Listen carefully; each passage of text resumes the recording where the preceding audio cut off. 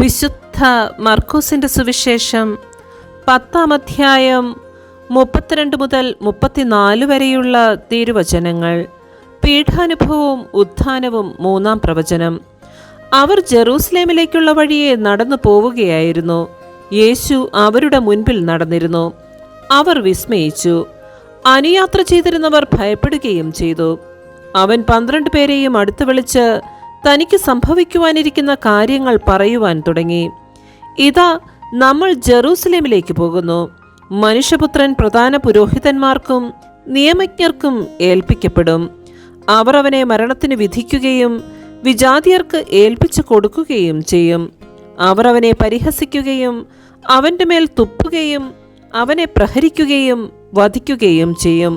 3 ദിവസത്തിനു ശേഷം അവൻ ഉയർത്തെഴുന്നേൽക്കും. നമ്മുടെ കർത്താവായ മിശിഹായ്ക്ക് സ്തുതി.